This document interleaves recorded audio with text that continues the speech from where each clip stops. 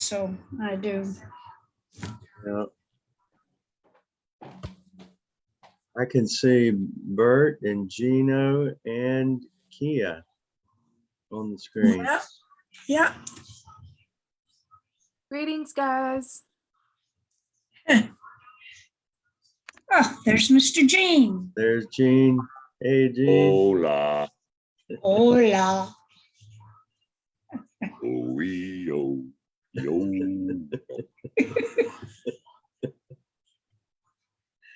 Who Howdy, used one to and say all. that? Who used to say that? Those were the soldiers at the Wicked Witch's castle. Yes, that's right. That's right. Yo, yo, Yo. Ewoks had bass singers. That's what they would sound like. Yeah. Have y'all had bad weather, Sheila? We had a little bit of rain and a little bit of wind, but nothing really serious. We've been Parts pretty of, good. Parts of Mississippi been hit hard, and we've got thunderstorms coming through here off and on. Yeah. Probably headed to Georgia. Man, what a Probably. shirt! Ooh, Wow. looky. Looks Whoa. good. I like that. I do too. I wore it just for y'all. I bet you did. Now I know what you think of me. Yeah. Yeah. We're his besties. Hmm. Hey, Kia, how are you? I am awesome. How are you guys? We're doing okay. Patricia got caught in the rainy Atlanta traffic. She's going to be a minute late, but we're good to go. We're going to talk about the women who traveled on the road with Jesus, and like I told Gene's crowd this morning, man, I used to not think that was a thing. You know, I think there were a lot of people who just, here comes Ron. There are a lot of people who said, well, women traveled with Jesus. And I was like, yeah, well, that's another feminist conspiracy lie or something like that, you know. But you know what? Ain't nothing wrong with the fact that it's in the Bible that women traveled with Jesus. Yes. But they were silent, right? Yeah, and they had to hang in the back. They went to the back. Yeah, they couldn't. Number one, don't say anything. Number two, don't get in the way. Number two, walk behind us. Cover your face and head. Oh yeah, cover your face and head. Wear a burqa. And that's all in the Bible. Yeah. My third choice for the book we're going to write is, and then I opened my Bible and I actually read. Yeah, that's a good idea. That's a good title. So Sheila or somebody, you need to turn, Ron maybe, I don't know, somebody's got their TV on. Ron, I think it's Not right. me. mute your I got iPad, nothing. Ron. TV on and we can hear your TV. Before all of this began to unfold, first about shooting his grandmother and ending with, I'm going to shoot elementary school. I think he turned it up. Ron, We couldn't hear it for all of us. Ron, we can hear the news. Where he went once he got in. It's the Lord, Ron. Okay, I hate to do this, but I'm about to see if I can mute him. Oh, there we go. Maybe he muted. You. Thank you for turning off the TV. There we Now go. he's muted. I didn't do that. Okay. I started to, but I think he's self-muted, which sounds awful. It's like self-mutilation or something. You know, folks at the church have been wanting that for years. Lord, Lord, Lord. Right here at 6:30, Patricia's walking in the door. Good. All right. All right. So, you know, I put that little PowerPoint together for y'all last week, and I'm going to try to share that sucker again. And this time we'll look at the women and see what we see. You may learn something tonight about some of these women and their names and who they're related to and that kind of thing. I hope you will enjoy this. I'm going to do a share screen here, and I'm looking for that PowerPoint. And there it is. And what I'm going to have to do is get this stuff out of the way so you can see it, and I might be able to do the slideshow. I hope so. I'm going to try to go slideshow on this thing. So now you can kind of see it right now, correct? Yep. Yeah. All right, now what I'm going to do is I'm going to go back to the first slide, and then I'm going to hit slideshow. And let's see what happens.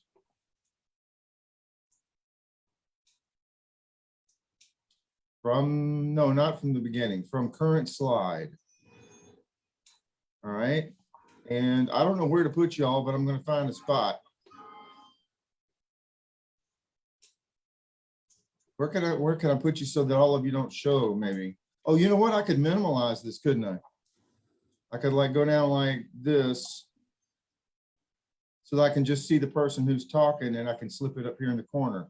Does that work for everyone? Yep. Yeah. Are you seeing pretty well? Mm-hmm. Yeah. All right, so these are people from the cast of The Chosen. I'm just picking these pictures, you know, for a splash. The real question is, we really don't know what these people look like, and we don't know much about them. Remember, we looked at the disciples last week, and the men, and you know, we just used the pictures from the movie, and we tried to guess something about them from, you know, their names and from the things that they said, like these guys. So we don't know if they're from Capernaum, John and James, or from Capernaum or Bethsaida. We know they were fishermen. Their father's name was Zebedee. Their mother's name may have been Salome, which we will get to tonight. It's an interesting phenomenon in scripture that you might not have noticed. So, hey, Patricia. Hey y'all. Hey, Patricia. Hi. Hey. She's setting up her new computer right now. I hope it's going to work for her. Yeah. So, who were these women? And you know, it's just kind of odd if you think about it. So here's 12 guys and maybe some more men, and here's a handful of women that are named traveling with him, and it says there were many more. So let's say we've got, oh, I don't know, 30, 50 people, men and women, and here they come down the valley toward your town. What in the world are you thinking? Because this is just isn't, you know, a small group of guys unnoticed showing up somewhere. This is a group of men and women traveling together, which is crazy unusual in and of itself. They all look to be of similar age, and they are coming to your town. What is happening here? Yeah, have you ever thought about that? Here they come. Holy cow, who is this? What is happening?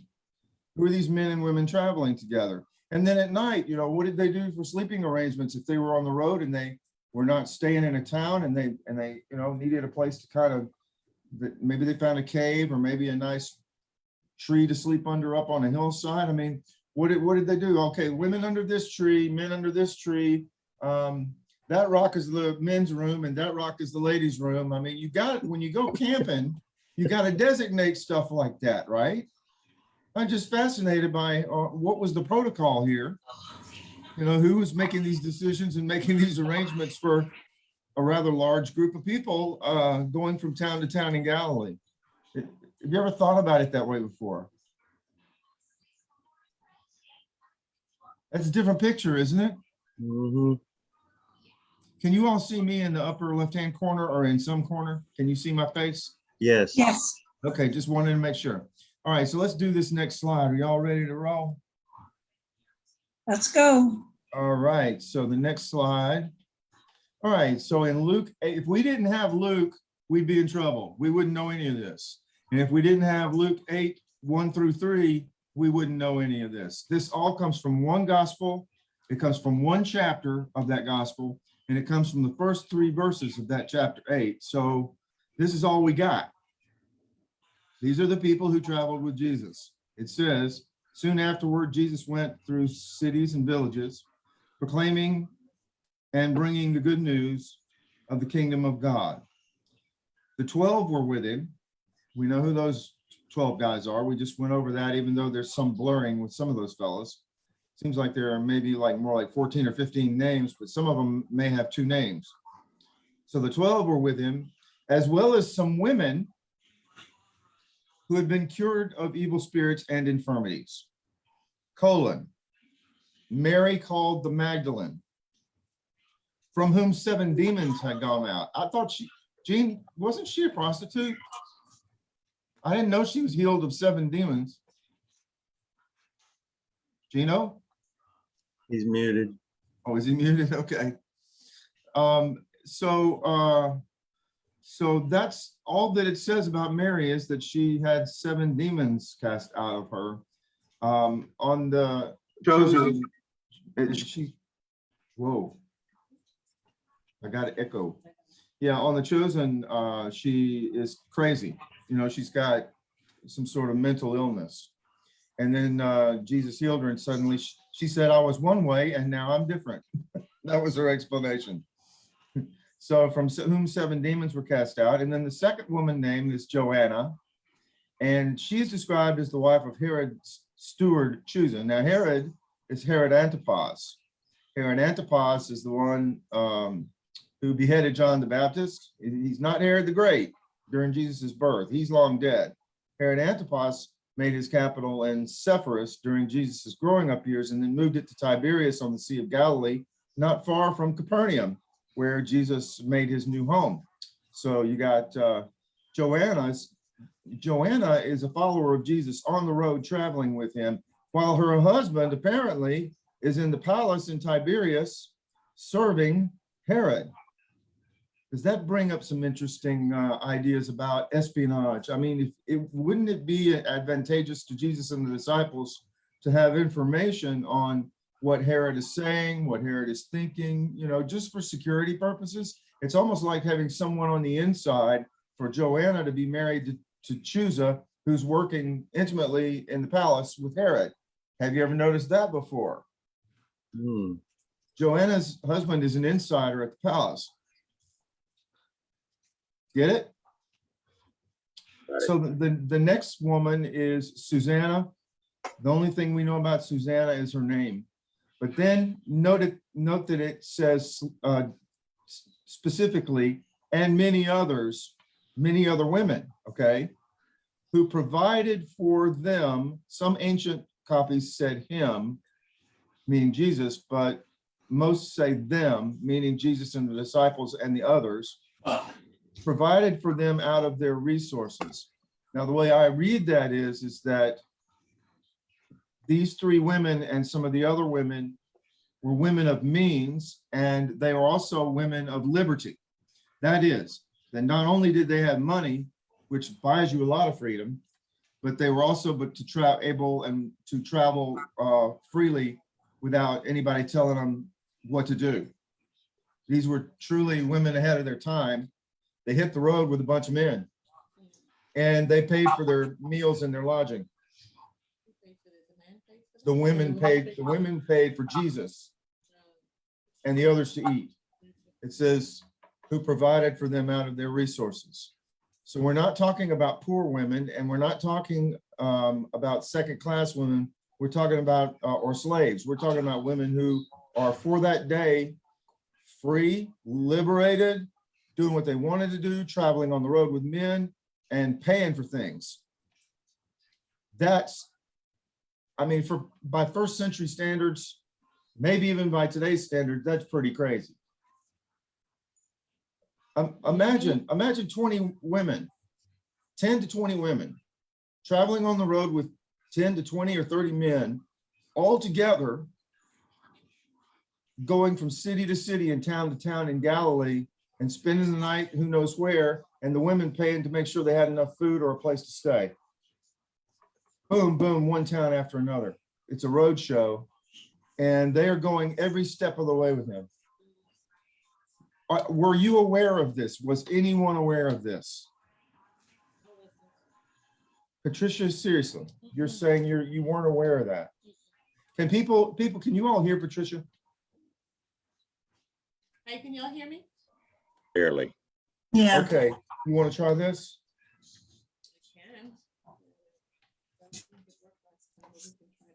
All right, we're going to try the microphone because she speaks more softly than I do, and let's just leave it on the table and let's see what happens. Okay, is that any better for Patricia and me? Can y'all hear it, you know? Yes. Yes. Okay, very good. All right, so, well, let's look at these three women, and we'll start with, guess who? I'm pressing the button and nothing's happening.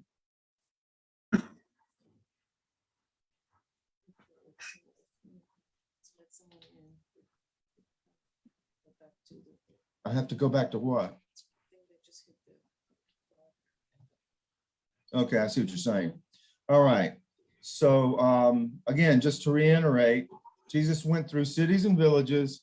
The 12 were with him, as well as some women who provided for them out of their resources. The only reason we know this is Luke 8:1-3. Mary, Joanna, Susanna, and many others. That's what we have.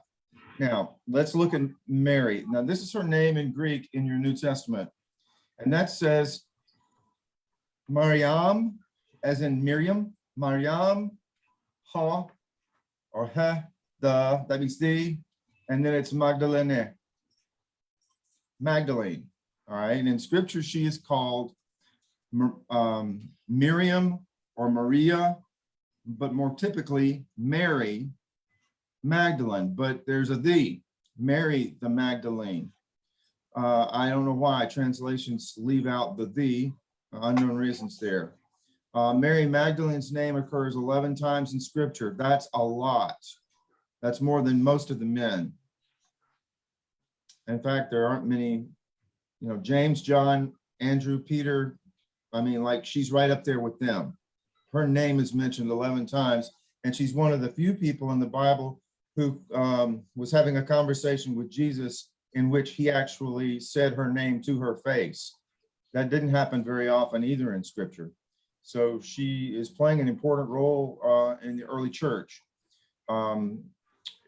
Lots of wrong things about her. She's not the woman caught in adultery in John 8. She's not the woman who at Simon the Pharisee's house wiped his feet with her tears. She's not Mary of Bethany, who got out the nard and poured it on his head or feet. There's so many people that she's been conflated with, and she is not a prostitute. In fact, no one was named a prostitute in the New Testament. Prostitution or prostitutes were mentioned by name generically a couple of times, but no one is said to have been a prostitute. She was a woman who had money, and she was a woman who had 7 demons cast out of her, which could be interpreted as she was pretty dang crazy. But Jesus fixed that up. That is pretty much what we know about Miriam, Magdalene. Except we've got some guesses about what Magdalene means. So Magdalene is not Mary's last name. Calling her Magdalene distinguished her from other Marys. Mary, the mother of Jesus, Mary, Martha's sister from Bethany. There are different ways to distinguish the Marys, and there are like 6 or 7 of them. And there are 2 theories about her name. This is theory number 1. The first theory is that she came from the village of Magdala.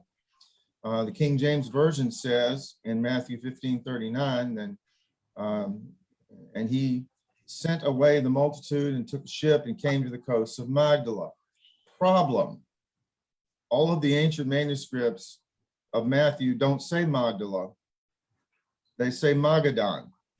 So what we think happened is that since the ruins of Magadan were found there on the shore of the Sea of Galilee, north of Tiberias, that Byzantine pilgrims were told that this was Magdala so they could worship and remember where Mary Magdalene was from.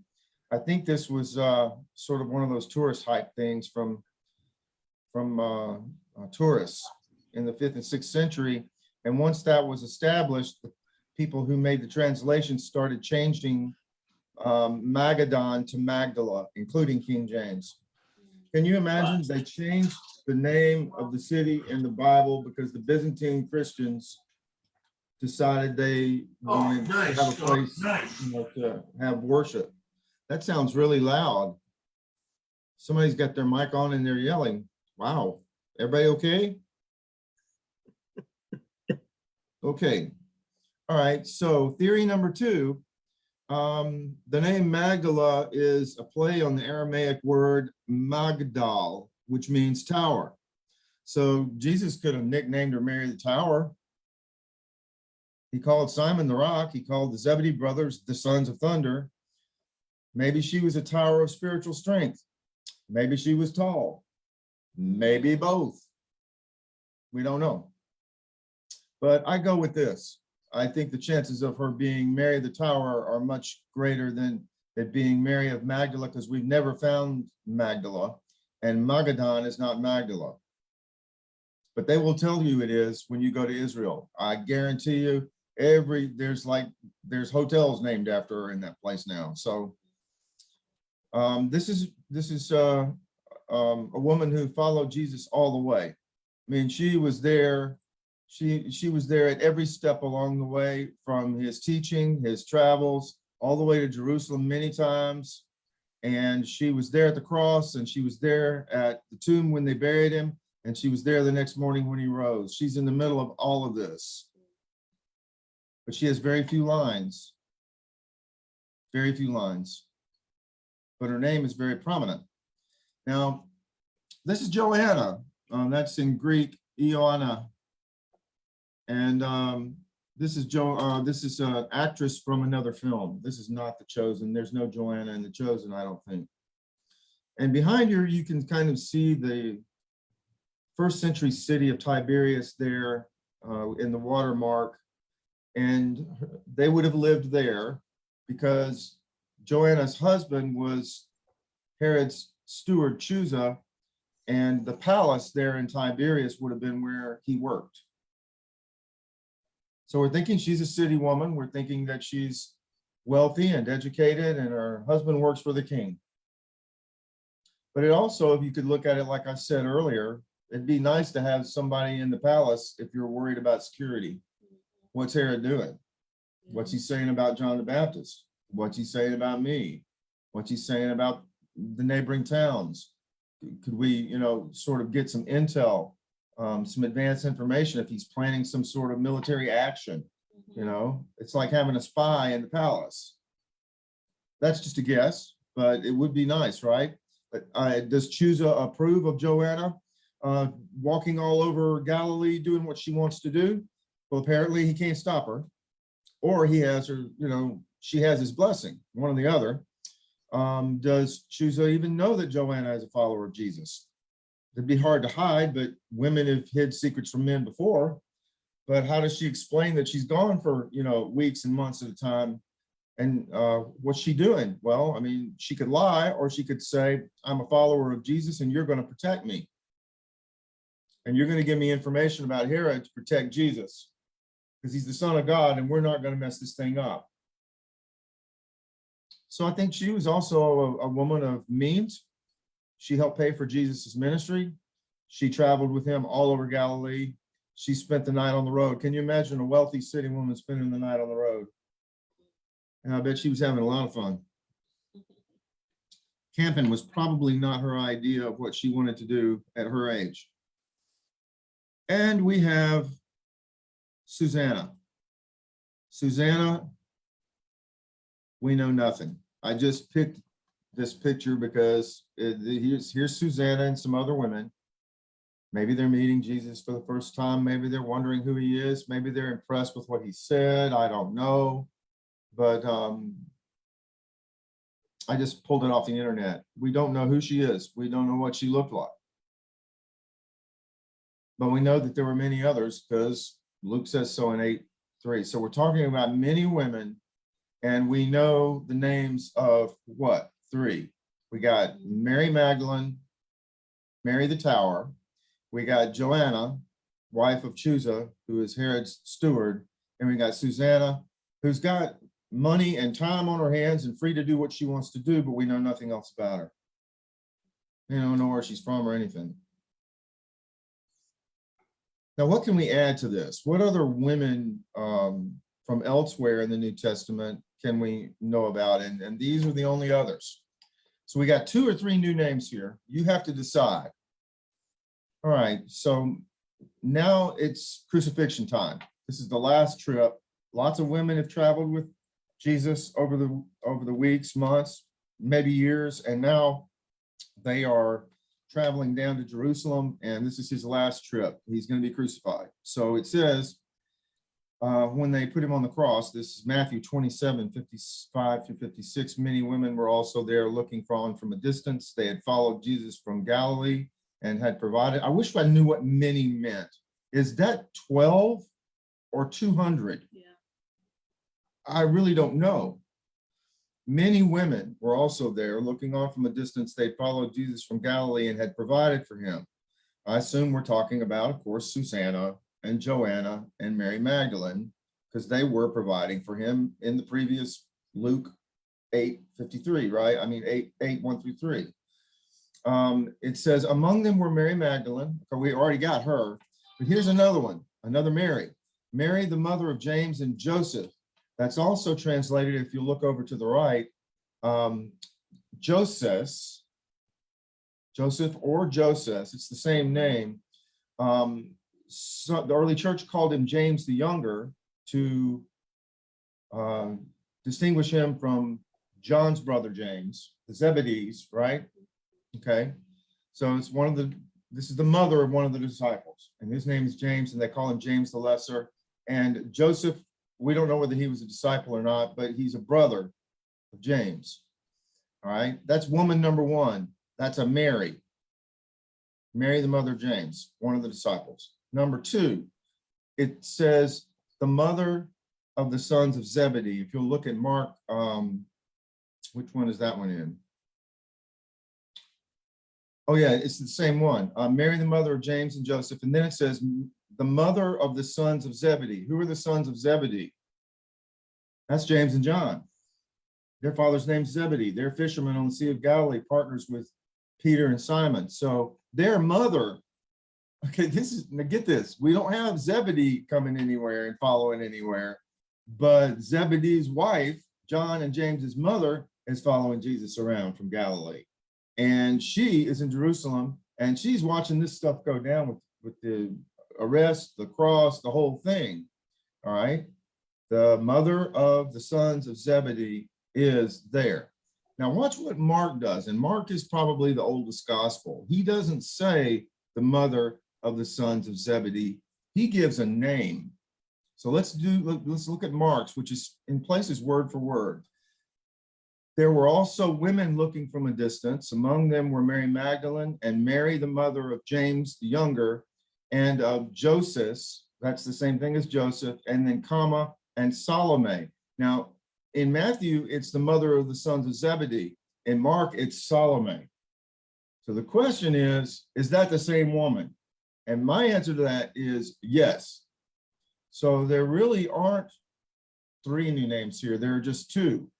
Because the mother, I believe the mother of the sons of Zebedee, apostles James and John, the mother of the sons of Zebedee is Salome, because look what Matthew did. He replaced Salome with the mother of the sons of Zebedee. Because it was more important to him for some reason to put what her relationship was to the disciples than it was to put her actual first name. So Zebedee is married to Salome, if this is correct. Zebedee and Salome are a couple. Salome is following Jesus along with James and John, and she's in Jerusalem watching the crucifixion. And the sons of Zebedee is the same as the sons of thunder? Yeah, James and John. yeah, James and John, the sons of thunder are the sons of Zebedee. Same guy, same two guys. So Zebedee's married to Salome, and their two sons are James and John, the sons of thunder, the sons of Zebedee. All right, okay. So Luke 23 simply says that, mentions that women had followed him from Galilee and stood at a distance watching these things. People were beating their breasts. There was a spectacle. It was an ugly sight, and the women were watching. It doesn't give any names in Luke 23. Then in Luke 23, 55 and 56, the women who had come with him from Galilee followed and saw the tomb. So Jesus is dead. They've taken him off the cross. Joseph of Arimathea, Nicodemus, they're getting him, they're putting him in there. The women follow to the tomb and watch them take him into the tomb, right? And they saw the tomb including, they followed and they stood at a distance. They watched these things. And then the women came back with ointment and prepared spices on the Sabbath. They went back to wherever they were staying for the night, prepared some spices and ointments. And then on the Sabbath, they rested according to the commandment. And then in Luke 24, 10 and 11, it says, now it was Mary Magdalene. We've already got her. We got Joanna already. And we got Mary, the mother of James, right up there, number 1, and the other women. So how many women are at the tomb to see the empty tomb on Easter Sunday morning, on Resurrection Day? We don't know. John only mentions Mary Magdalene. Luke says that there were 3 women plus others that are unnamed. So we've got this collection of women, supportive women who know one another. They're free to travel and they have money. And they're following through with the most gruesome task you can imagine, which is they're going to anoint his body for burial on that Sunday morning. They were faithful all the way through. Now, of course, when he rose, and Jesus told them to go tell the disciples, they were terrified, they were afraid, but they did it. But the men didn't believe him. The men didn't believe them. All right, so that's that.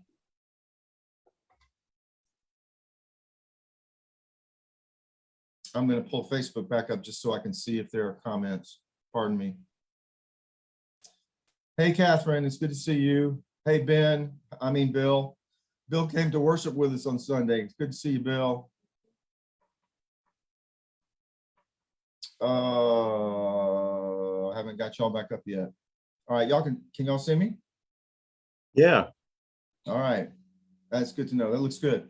Okay, so I didn't give you all the details, but I had a few more things that I could have told you about concerning Mary Magdalene, because there's so much about her in the Bible compared to the other women, but that's what we've got,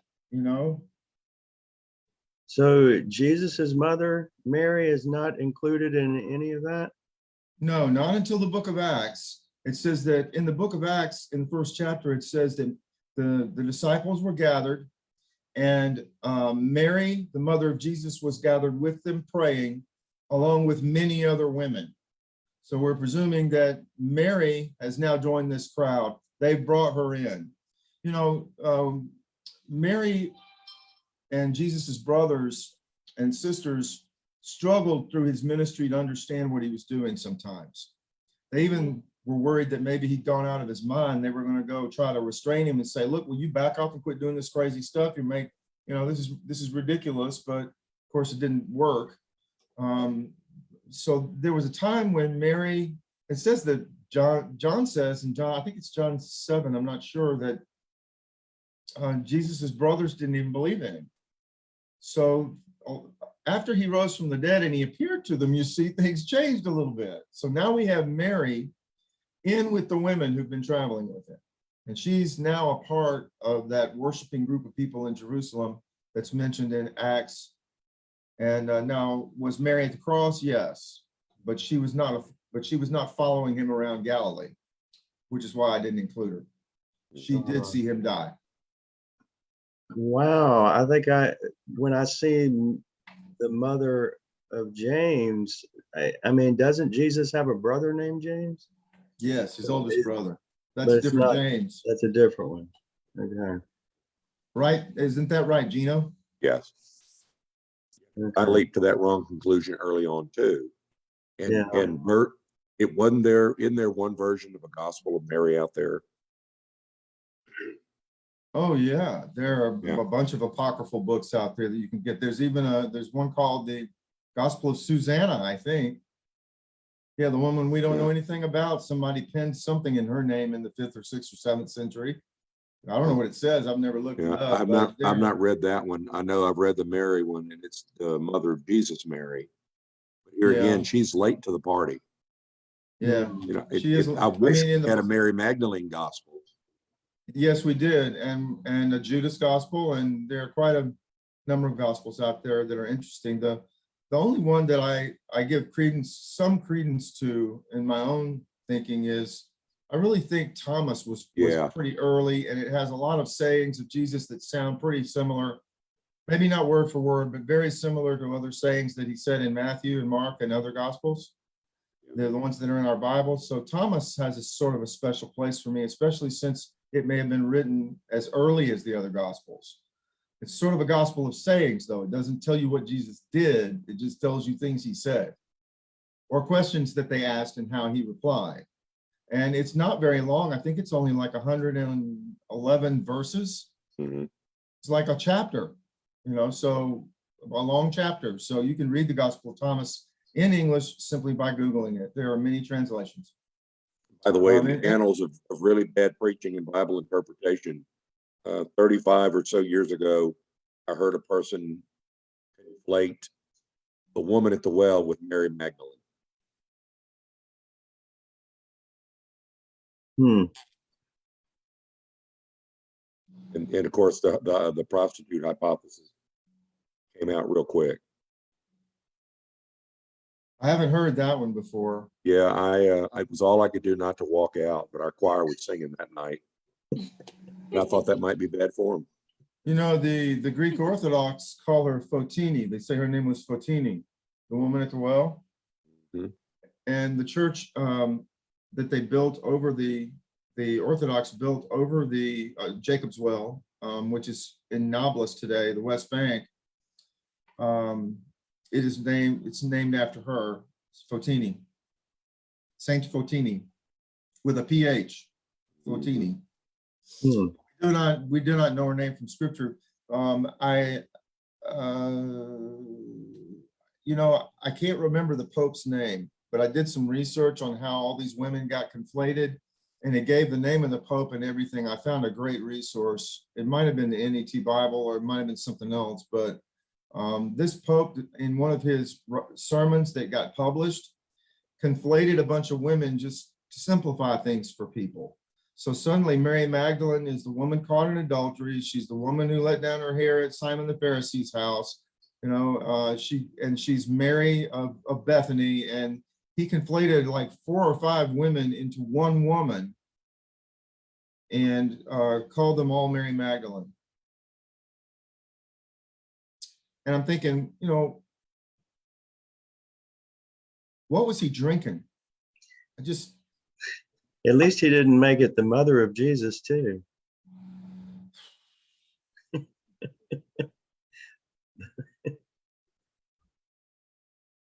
It's a mess. Yeah.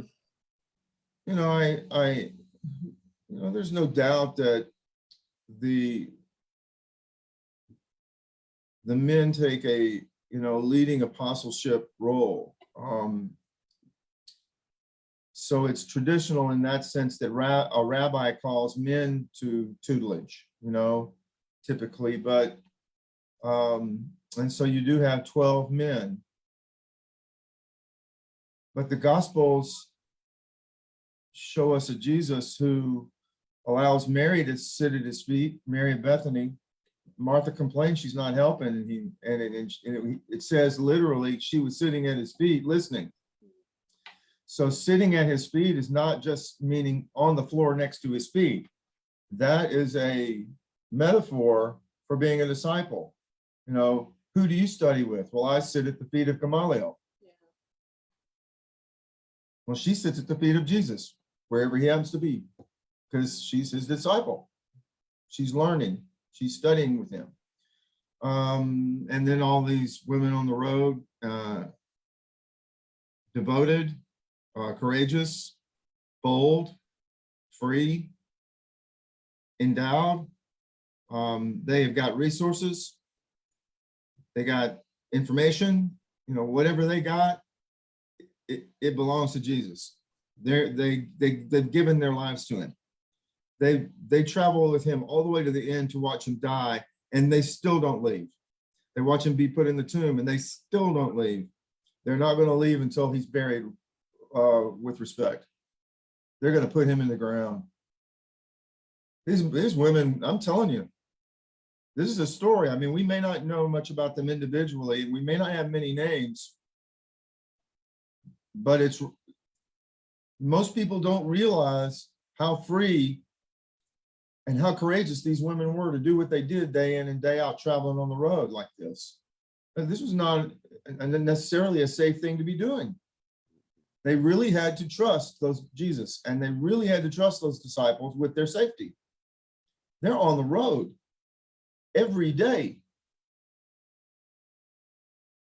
But as you just mentioned about not much about them, I'm curious about why some were named and some weren't. Like all the and the many, it's several times throughout the Gospels, and so I'm just curious about what about you said Salome? I say Salome. We call it Salome in my culture, but. So, I mean, we've heard her name, Mary the Magdalene, and then Anna and some of the others, Deborah, the seller of purple and all that. Why were they mentioned? And why were others not? I mean, what is significant about them? Because, I mean, like you said, there's not a whole lot there. But Anybody want to run with that? Sheila, Mike, anybody want to run with that? Why would these particular women be named and not others? What's special about them?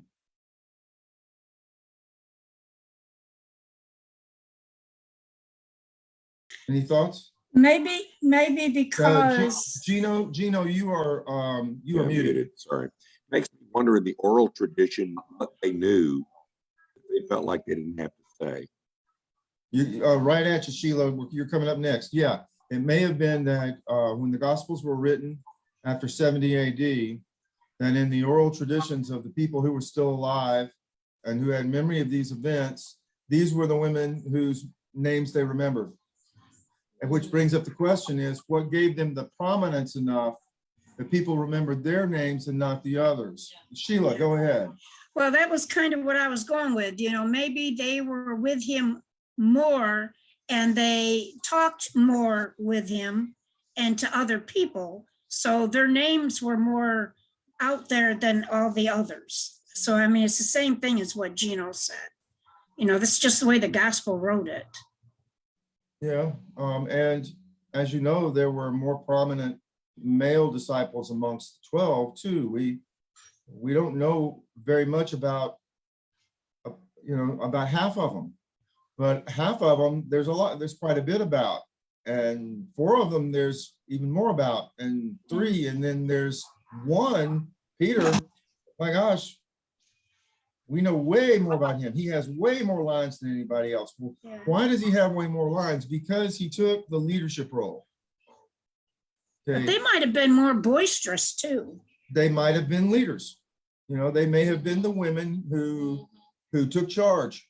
And the leaders are closer with him and spend more time with him. Yes. Yep. And yes.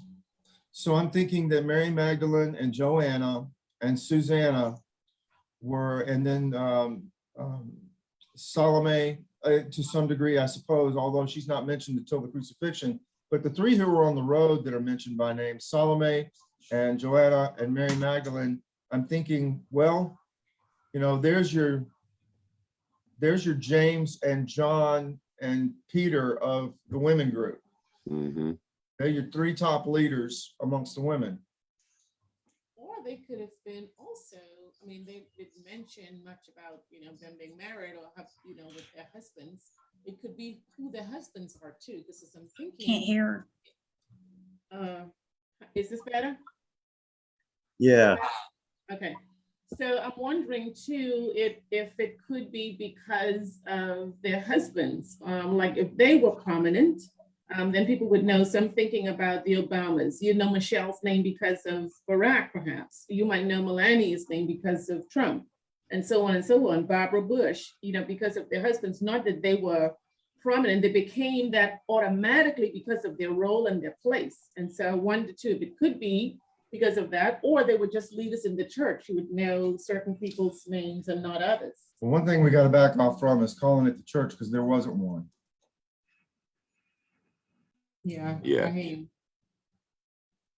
The church hadn't been formed yet. I mean, if in these early disciples, I don't know that you could call it a church. I mean, it was a movement.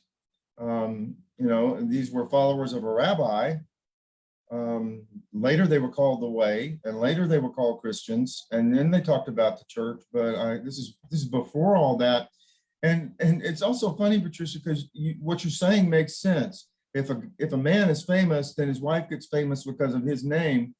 It's the backwards of that with Joanna. Chuza is famous because of Joanna following Jesus. We wouldn't know who he was from Adam.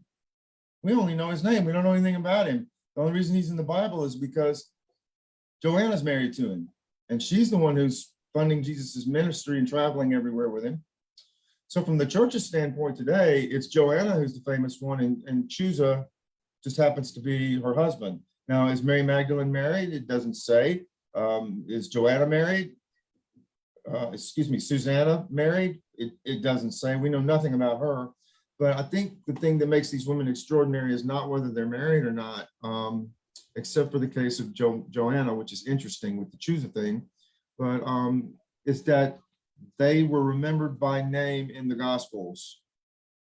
And the question why is the one you asked, and that's the question of the night. Why? Why do we know these 3, 4, 5 women's names?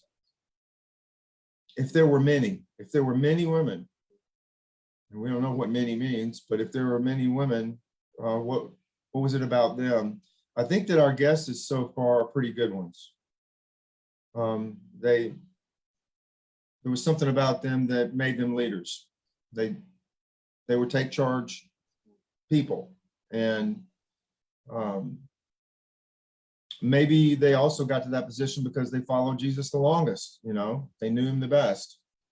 Some of the other women kind of came along as the movement began to kind of swell. Others joined in, but they were with him from the beginning. There's also a chance that in a modern novel, usually there's a page toward the beginning of it before you get into the text where they thank certain people.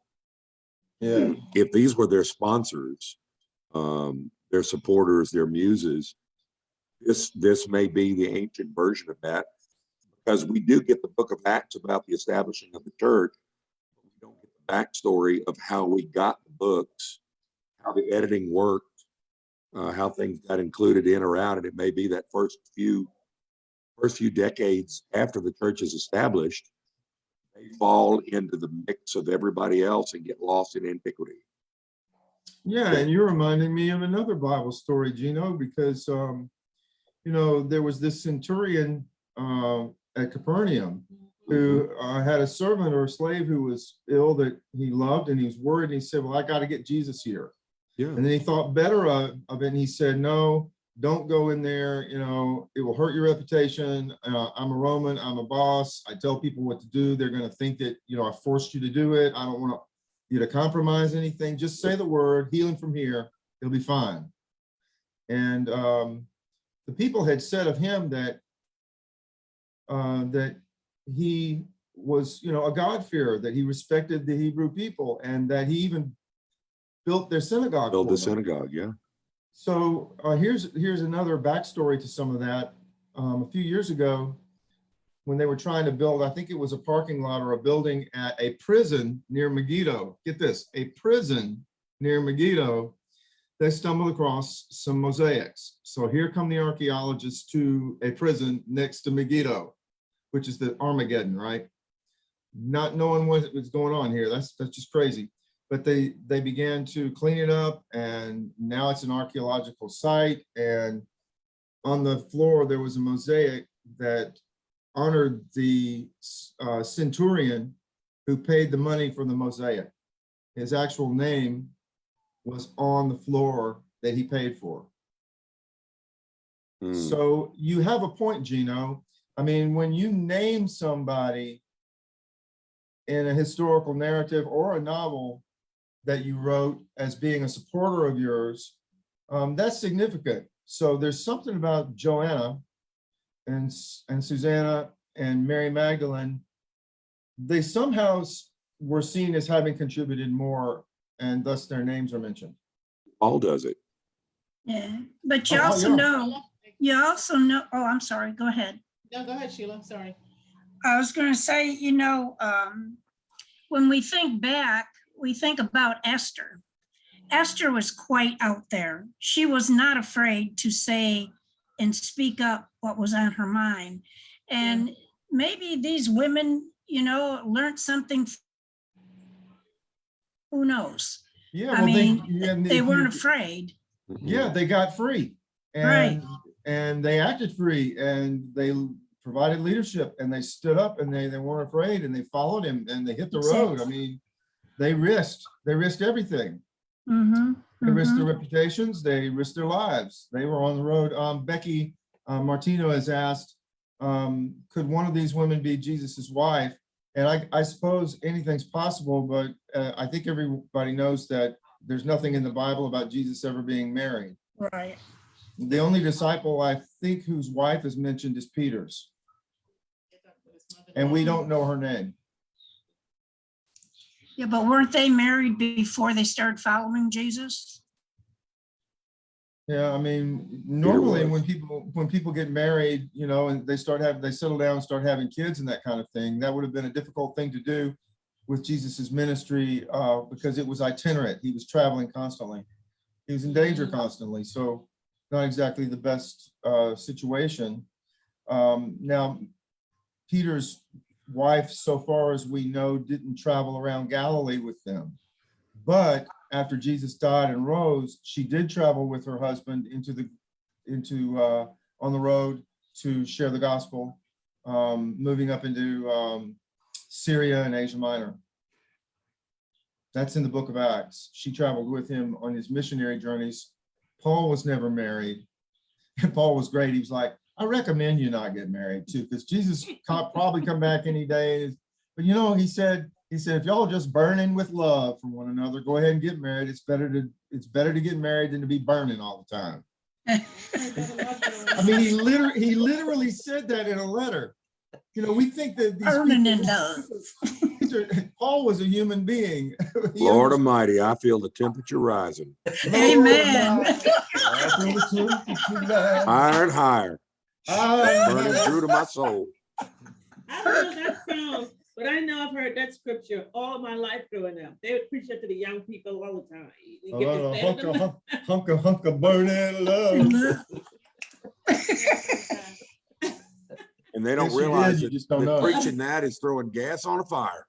I was going to write something. You guys have got me all messed up now. I can't remember what it was. We got Sheila all excited now. It says that Catherine asked, could some of the women be Jesus's sisters? Anything is possible.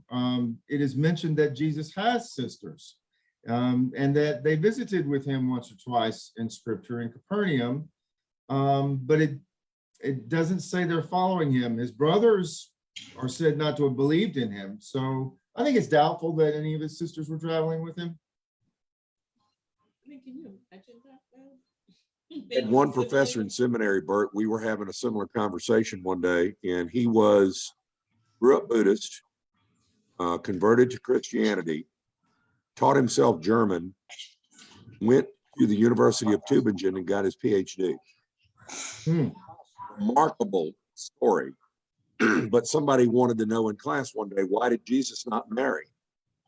And Dr. Chun says, oh, he was married. And we said, where is that in the Bible? He says, you read between the lines. He was rabbi. Rabbi must be married. Ergo, married.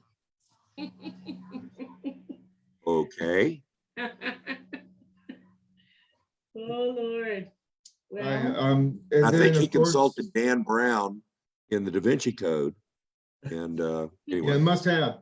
Yeah. Of course, the symbolism later on with Revelation is that he's married to us, the church, Yeah. Right. that we're the bride.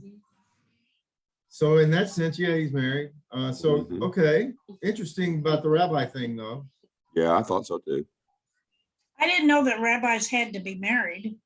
Supposed to be, Really? yeah. You don't want them to burn. Oh, that's very true. I forgot about Lord that. Here we Almighty. go again. I feel my temperature rising. I ain't gonna be able to sleep tonight, guys. Stop. oh, Lord have mercy. I've heard so many stories about Jesus and having girlfriends. all kinds of stuff.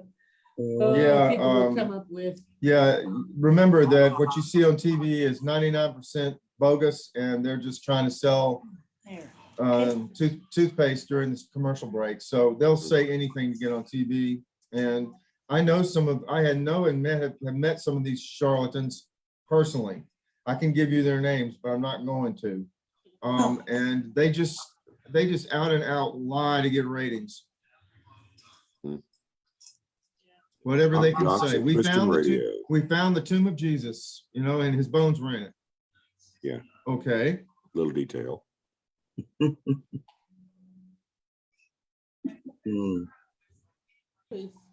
Yeah. Oh, we found the cave that John the Baptist baptized people in. There's a picture of him on the wall. Right. Okay. Well, they do stuff like that. We talked this morning about our trip to England back in the Dark Ages. Bert, and down in Whitehall is the Church of Maria Magdalene, and it specifically was open to minister to women of the street. So they bought into the myth. Yeah.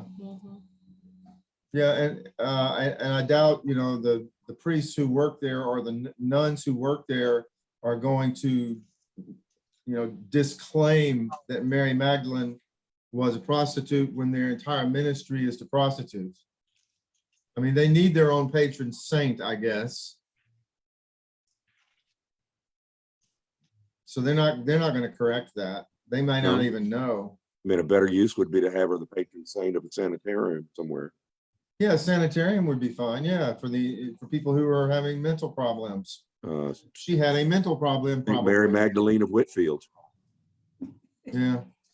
But I think we've talked about this before too, Bert, about them confusing the Marys. Even like in the song that I love so dear, Alabaster Box. Wash his feet with her hair and dry them with her tears. Was in the same Mary that side of his feet. Yeah, there were different stories with different details with different women. But they're often confused because, but there were so many Marys in the Bible and so many James and John and all that. Gina, you gotta go. I'm waving at Ron Morey.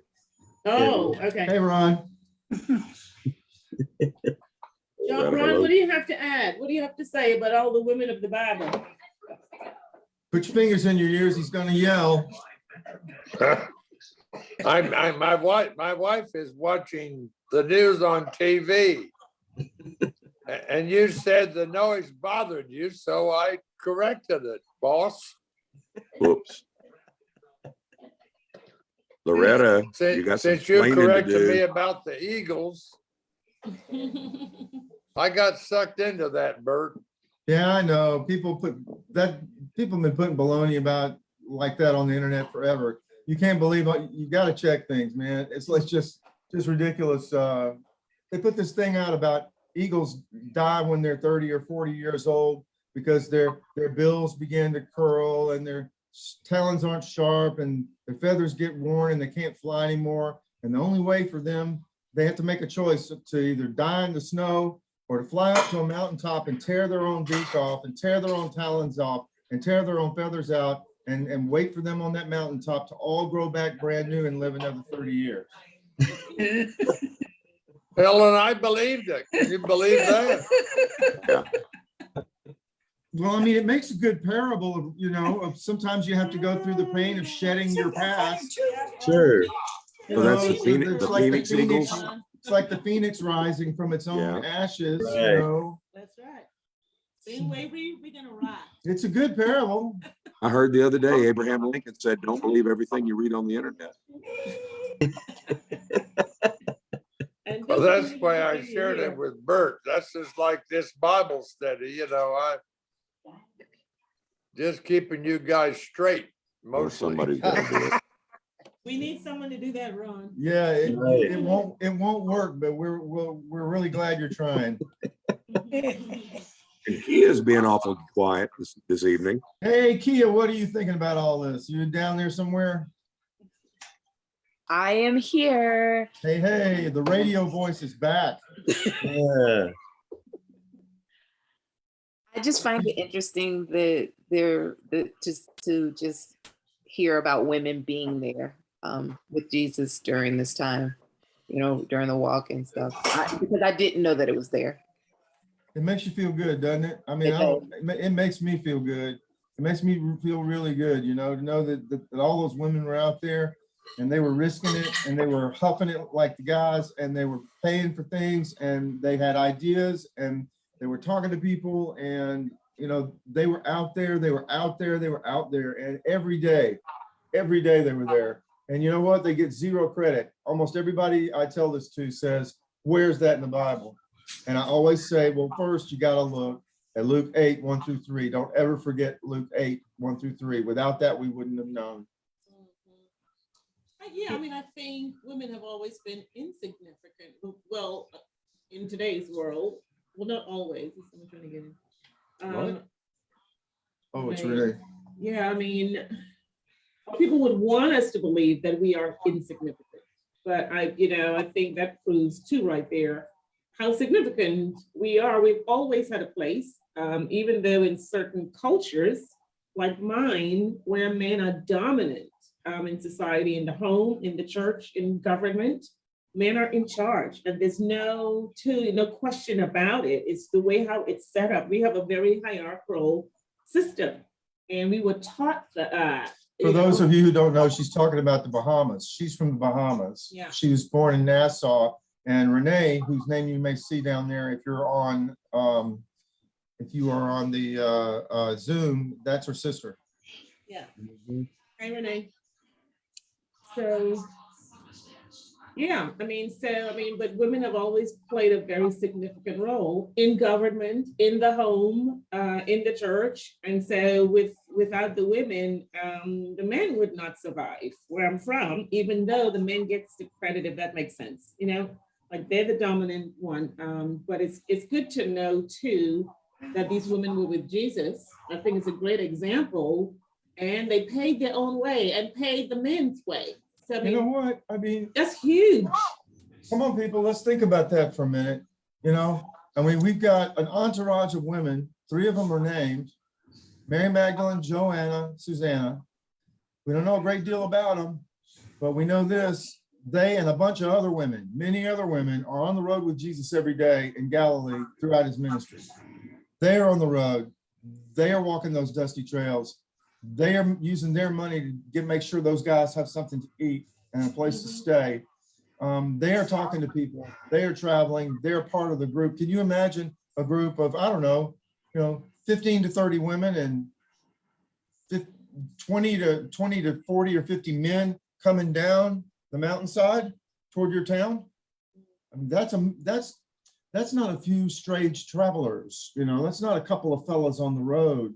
This is significant that women and men are walking together down the hill that you don't know, and they're walking together, and the women are free to do that, and they're not married to anybody there, so far as we know. Well, it seems like they've always worked together to some degree from back then, but in some churches separate the women from the men. You can't sit on the same bench or the pew as the men. They're separated. That's a good point, Patricia. And today in the Holy Land, they have separate sections in Orthodox synagogues and at the Western Wall community. Women are typically in the balcony and with children, and the men are the ones on the floor, and only they can speak, and only they have positions of power. And if you think about the synagogues in Jesus' day, it probably was the same way. That women would listen outside if they didn't have a balcony. They'd just be around, listening through the windows and the doors. They may not have even been allowed inside. So here's a movement where women are not only present, they're mingled, and they're behaving as equals, and they're prominent, and they got money. This is ridiculously. I don't know what to call it. The trick is to wash the plates first. It's cutting edge. So Mike and Ron said something at the same time. What did you say, Mike? That you can tell that they are very important to Jesus in the way he, even if it's subtle, But, you know, he knows that in that culture that's not highly accepted to, you know, to have women have that status, but he wants to give them status as much as, you know, can be accepted, I think. Or maybe even a better way to put it, I don't know, I might suggest that he assumes their status. He assumes they have status. He doesn't give it to them. He just assumes they have it. I And agree, it's but like it's like the woman at the well, you know, she responded the way a woman, you would expect a woman, whether Jewish or whether of the Samaritan religion. She's like, why in the world did you just talk to me? What do you want? And why are you talking to me? You know, you're not supposed to do that. right. Women don't talk to men in public. And Jews have nothing to do with Samaritans. And Jews have nothing to do with Samaritans. What's up with you? Are you out of your mind? Do I need to go run for help? I mean, it's But Jesus was out there to make a difference in the world. Yeah. Absolutely. and he didn't care who you were. And exactly. But the people who put the Bible together, you know, and decided what was in the canons and everything, I mean, it you know, it's going to be portrayed in a certain way that, Yeah. so that it's, you know, people don't just turn it away if it's totally against the culture. You That's a know, really good point you brought up, Mike. Who wrote, depending on who wrote it, you will get their perspective, you know, more or less. Because if Bert and I write something, he's going to write from his perspective, I'm going to write from mine. Even though we might be talking about the same topic, it'll be two totally different papers because we're talking from my view and his. yeah. So I think you're right. Some of that may have gotten in the mix of who's mentioned, even who was left out. Maybe they didn't see, you know, Martha, I don't know, somebody else who was not involved. Well, between the everyone writing, else's name, huh? between the writing and the editing, Yep. collecting and the exclusion, there's a certain degree of return to norm of society that this is almost, I'm looking for a word. It's kind It's of very it's subtle all, in that it's left in. yeah. It's still revolution. It's revolutionary stuff. It's amazing to me that any of it was left in. Yeah, Right. I think they missed it. Yeah. You know, the return to norm would have excluded all that. So Visionaries. so that brings up the question for me, why don't people know this today? I mean, if you were a Christian woman like Patricia or Sheila, you would think that would be important information that you would have been told by your mothers and your grandmothers before you. Look, there were women disciples and they traveled with him every day. Read your Bible. But nobody does that. They do the opposite. They hide it. None of those texts are in the lectionary. They aren't? Your big one from Luke, Oh my I'm almost God. positive it's not in the Oh, lectionary. wow. Which is also Even- another choice and another level of returning to the norm. Yeah. Even the lectionary is hiding it. Right. That's a really huge thing you just said, Gene. It That is. is huge. Why would they do that? It's who's writing it. Yeah. People make decisions about Yeah. what they want, you know, what they want to know and what they want you to know and what they don't want you to know. How many sermons have been skipped over for Luke, you know, 8:1-3? I mean, couldn't on Mother's Day or some day, someone, instead of talking about how a good woman is one who, you know, tans leathers and builds tents. Proverbs 31. Yeah, I mean, why couldn't we say a good woman is one who follows Jesus on the road and talks about the scriptures every day Pays for dinner. and pays for their dinner? And is as close to him as anyone. Yeah. Right. Why don't they preach that on Mother's Day? Seriously, I mean, I really do think this text has been suppressed. And it's been right there all along. It's not like the Bible publishers blacked it out or something. There's no footnote on it. It's there. Challenge accepted. Man, that kind of makes me mad. It You- does. You know, that I think You about know, it. Bert, I think in the older generation, each generation reads this Bible, our Bible, a lot differently than the younger generation. Now, I'm not counting myself as the older generation. I'm talking about the ones that are back in Mama's time and Grandpa's time and all that. Sure. And they believed, that women weren't to speak. They were to be seen but not heard. Yeah. As we come up, we get more liberated. So when we read this, we're picking this out, that there's Yeah. women that followed Jesus. There's women that preached and Right. stood out there. And I think this is why you can get more young people to read this Bible. They're going to see that they can do it just as well as the ones in the Bible did it. If they can do it, why can't I? Sheila, you uppity women need to be quiet. You want? You uppity women need to be silent. So, yeah. So look, where do you think, I mean, I hate to say this because I keep picking on the bubble, but when we talk about the evangelical bubble that's kind of cult-like, you protect everybody in the bubble from information from the outside, and you dominate what's going on the inside. So which denominations are going to be the ones that are more likely to suppress that text? Is it going to be Methodists, or is it going to be someone else? But Bert, at this point, the non-bubble is just as guilty as the Yeah, because so many things. So because as evidence, here's Mike sitting here saying he didn't know this, Right. and Mike's been in church all his life and went to seminary. Well, out of our leaders in our denomination, The good stuff. the majority of them are old white men. Yeah. And I'm looking at a camera of my face as I say that.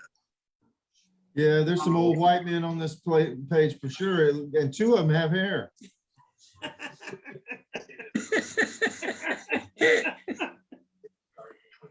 Oh, Lord. Good Yeah. point. A million years ago, starting out early in ministry, I had a woman as an associate, up and coming, not a lot of experience, full of fire and excitement. And it was during an era when inclusive language was a growing thing. We had both been out of seminary a limited amount of time. And so we were still using a lot of inclusive language. One of our staff parish committees met, called her on the carpet for it. And my question to them was, it's interesting.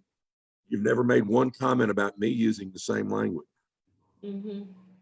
But she's an uppity woman and you're going to pick on her. Yeah. Wow. But I'm not going to defend her because she doesn't need defending. She can do it herself. Exactly. But I think it's going to take people like Eugene to make the change, to say things like that when it happens. To let people know women are not less than, we're not servants, like I was taught, to take off their men's shoes and bring their food and get their bath and do everything for them. Like they're invalids, It's like, Yeah. Well, look, we're running a little low of time, and as you say that about invalids, and you're growing up and the dominant men in your culture, I'm noticing that you have a sister down here. Renee, do you have anything to say about these women disciples that were traveling with Jesus? Is that news to you? I'm just catching up with your discussion. I didn't want to jump in until I understood what you were discussing exactly. Yeah, so and we had a little presentation, and we looked at the women that are named and the many women who are not, that traveled with Jesus, and they are mentioned in Luke 8:1-3, and their names are Maria Magdalene, Joanna, and Susanna. And it says that many women traveled with him, along with those three, from city to city all over Galilee. So and my brother and Patricia and maybe Sheila, I'm not sure, did not know that. Okay, I can say I'm actually really proud of the women that spoke up back then in those days. Unfortunately, today we still have, you know, most men that are in charge in churches, and a lot of the men that are in charge are of the mindset that they're supposed to be in charge and the women are supposed to be there to support. I was ordained in the Assembly of God as I a remember. minister, as a reverend, and I got the respect from about 80% of the men, but there was still that 20%, you know, that would make statements like, because my husband and I, we co-pastored at the time, and, you know, they would make statements like, anything with two heads is a monster. So how could you co-pastor with your husband? Are you monsters? You know, and you know, they would say mean things like that. And it was so ridiculous. Wow. And so today we still have to deal with that. And it's so Yeah. sad because there are so many anointed women of God that are called to do the ministry and that can do the work and that are doing the work, but are not Yeah. getting the credit for it. Yeah. That's the truth. Yeah. Preach the truth, Renee. Yes. Well, I've enjoyed having y'all with me tonight. I hope you've enjoyed being together with one another. Anybody, but I know we're praying for some folks and such like that. And I know that you're invited to come to worship with us at Owl Rock on Sunday. That's 9 o'clock Central, 10 o'clock Eastern, or you could go to see Gene online and hit Gene Martino Jr. and that's going to be 10 o'clock Central, 11 o'clock Eastern. We do it back to back.